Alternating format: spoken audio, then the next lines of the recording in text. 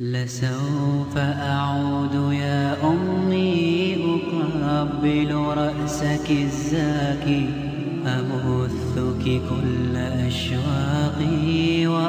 And Sheikh Anwar al-Awlaki was talking about the story when there were four like heifers, four cows that used to be attacked every night by wolves. And by the combination of their efforts, they were able to drive off the wolves every single night. They would have one at each corner. One of these heifers looked slightly different to the others. It was a slightly lighter color than the others, or darker color than the others. And the other three, they got together and they said, you know what, we don't need this one. We don't need this one. We should get rid of him. If we get rid of him, then there'll be more grass for us, there'll be more water for us. We'll have 25% more for ourselves. So we don't need this. We're going to break our unity. We don't need this ummah. We can get rid of him. So that one night, what they did, they said, they got rid of him. They said, you're not joining us anymore. We're going to push you out. We don't need you. Go away. Get away from here. We don't need you. Forget. We don't care about you. And of course, the wolves attacked the heifer that was on its own and destroyed it. Because it was on its own, it couldn't defend itself. Things were okay for a couple of nights, but then the wolves came back and the three heifers remained now, and they thought, well, okay, you know, we always drive these wolves off, so it's no problem. So the battle commenced. And then one of the heifers was killed. And it was taken and it was eaten by the wolves. And there was only the two left. And they couldn't understand it. They said, well, we've always driven them off. Now there's just the two of us.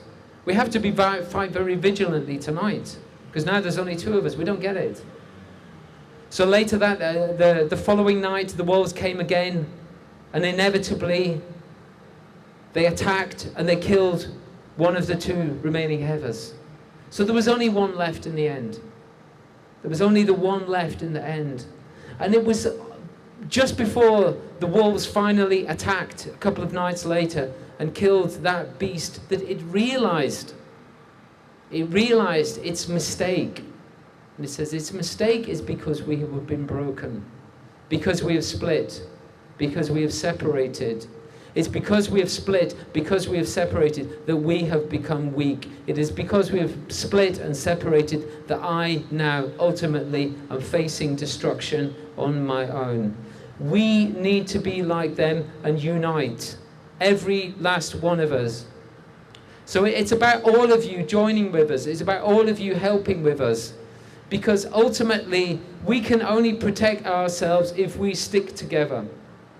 And we can only make this work and get Dr. Aafia back out if we stick together. Now, I'd like to ask every last one of you, please go away with some kind of commitment in your heart. Wa alaikum assalam wa rahmatullahi wa barakatuh.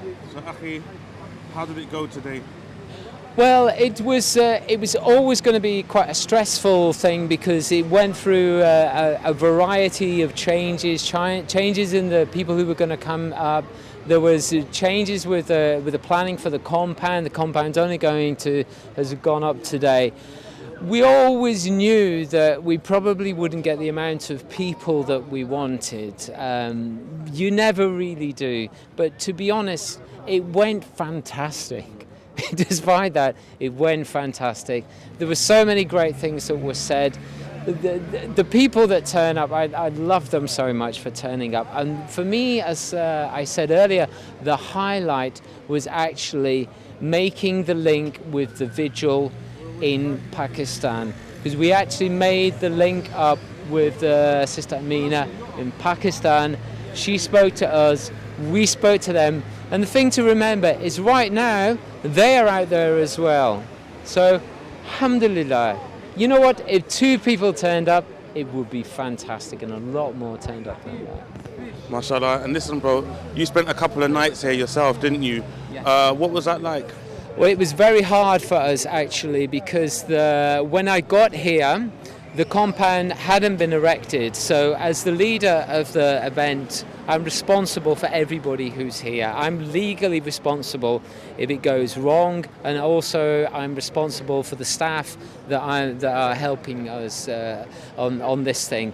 So I had to figure out where they're going to sleep. That was the first problem. While we were figuring out where we're going to speak, it was started raining, and interestingly enough, it wouldn't stop for 20 hours. It stopped raining 20 hours later. But as we were trying to figure out where we're going to sleep, I discovered my sleeping bag hadn't turned up. The next thing, we got surrounded by armed police, which was always a bit of a worry for a person. Were they expecting you? They weren't. We weren't really expecting them. Although, I've had some dealings with. They're only doing their job. Unfortunately, there was a lack of communication between them. Obviously, they thought, these bearded guys, they kind of look a bit suspicious to us. So I'm trying to figure out, what do I do first? Do I deal with the police? Do I figure out where the compound is? How am I going to get everything to stay dry?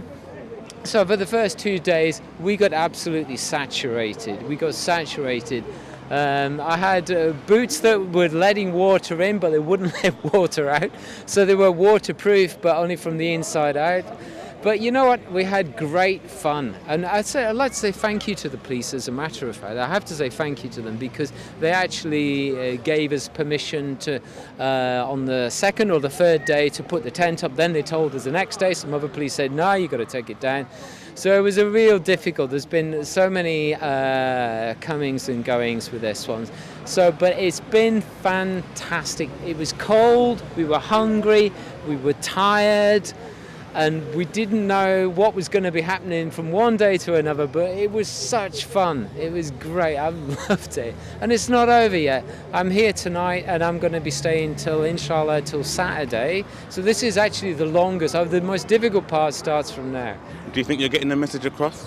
I really think we are gradually. It's slow, and I think that we are getting the message across. And to be honest, if we don't get the message across, then it's really, we've got to continue to remind people what is going on. Now, how we do that, how we continue and go this forward. But people have made a commitment not to give up until she's coming back. So that's the bottom line, and it's worth remembering little Suleiman. It's worth remembering the horrors that the sister's going to. She doesn't know where he is. She doesn't know where he. There are rumours, of course, that she was shown photographs of his dead body riddled with bullets. Now, what kind of people are this? What kind of people are this? I mean, why do that? Why do that? Why think you can get away with doing that? It's ridiculous. So it's not just about Aafia, it's about him as well. And JFAC will be making announcements soon about what we're going to be doing about him, because it's growing, and we hope that this movement will get bigger and bigger, and we'll continue. We've got a lot of work to do, but we're tough people. We've got big hearts. You know what? We're Muslims. We are Muslims. Alhamdulillah, we are Muslims. We're the ones everybody's talking about. We're the ones that you can't put down. You can bomb us, you can blow us to bits, you can destroy us in the press, you could say this, that and the other about it, but we are Muslims and we're standing up. And you know what? If there's one of us left, if there's only one of us left, may he say La ilaha illallah Muhammadur Rasulullah, and then may he go about his or her duties for the rest of humanity.